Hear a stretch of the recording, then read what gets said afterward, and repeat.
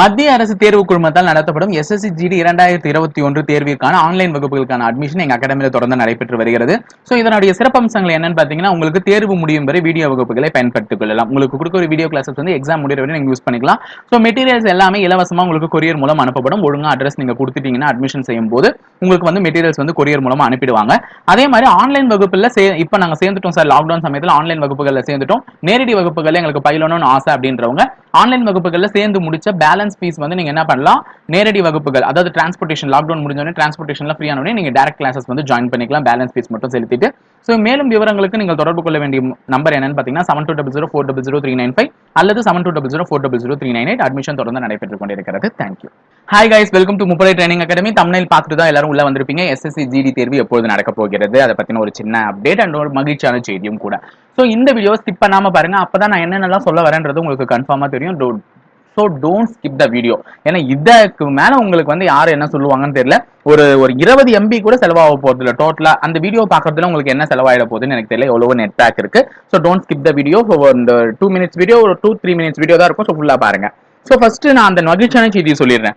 SSC GD அவர்கள் தரப்புல இருந்து ட்விட்டர்ல அதிக பேர் கேட்ட ஒரு கேள்விக்கு அவர்கள் தரப்புல இருந்து ஒரு பதில சொல்லியிருக்காங்க, ட்வீட் பண்ணிருக்காங்க. என்ன ட்வீட் பண்ணிருக்காங்க அப்படின்னு பாத்தீங்கன்னா, SSC GD notification will be released between 10 to 15th of June சொல்லிருக்காங்க. அதாவது ஜூன் மாதம் 10 இருந்து 15ஆம் தேதிக்குள் என்ன வருமா, SSC GD கான நோட்டிபிகேஷன் வருமா அப்படின்னு சொல்லியிருக்காங்க. சோ ஜூன் மாதம் 10 இருந்து 15ஆம் தேதிக்குள்ள அவங்க சொல்லியிருக்காங்க. உடனே போய் கமெண்ட்ல போயிட்டு சார் நோட்டிபிகேஷன் வந்துருச்சா, சார் எப்ப அப்ளை பண்றது, சார் எப்படி அப்ளை பண்றது, சார் நோட்டிபிகேஷன் எப்ப வரும், இந்த வீடியோவை ஃபுல்லா பார்க்காதவங்க தான் இந்த கமெண்ட் கேட்டுட்டே இருக்கீங்க. சோ வீடியோ பாருங்களேன், எப்ப பார்த்தாலும் எல்லாத்துலயுமே அவசரம். சோ வீடியோ முதல்ல பாருங்க, ஓகேங்களா. சோ அவசரப்பட்டு உடனே அந்த கமெண்ட்ஸ் எல்லாம் போட்டுறாதீங்க. 10 இருந்து 15க்குள் கொடுக்குறாங்க அப்படின்னு சொல்லியிருக்காங்க. சரி, ஏற்கனவே அவங்க நிறைய டேட் சொன்னாங்க, அதுல எல்லாம் ரிலீஸ் பண்ணல, இது மட்டும் கண்டிப்பா பண்ணிடுவாங்களான்னு சொல்லிட்டு சில பேர் வந்து கேட்பீங்க. அதுக்கு தான் நான் முதல்ல சொல்லிடுறேன். இது வந்து அவர்கள் வந்து மக்கள் நிறைய பேர் கேள்வி கேட்டிருக்காங்களே, அங்க பாருங்க 26ஆம் தேதி மே மாசம் தான் இந்த ட்வீட் போட்டிருக்காங்க. இப்பதான் 26ஆம் தேதி தான் போட்டிருக்காங்க. சோ அவங்க வந்து ரெடியா தான் இருக்காங்க. நோட்டிபிகேஷன்லாம் ரெடி, வேகன்சி லிஸ்ட்லாம் ரெடி. அவங்களுக்கு இந்த கொரோனா இஷ்யூஸ்னால கம்மியாயிட்டு இருக்கு, டேட் தள்ளி போயிட்டு இருக்கு. நல்லா யோசிச்சு பாருங்க, தமிழ்நாட்டில் தான் ஓரளவுக்கு கொரோனா கேசஸ் வந்து 30,000 ரேஞ்சில் இருக்கு. மற்ற எல்லா ஸ்டேட்ஸ்லுமே ஆல் ஓவர் இந்தியா வந்து ஓரளவுக்கு டிக்ளைனிங், அதாவது வந்து குறைய ஆரம்பிச்சிருச்சு.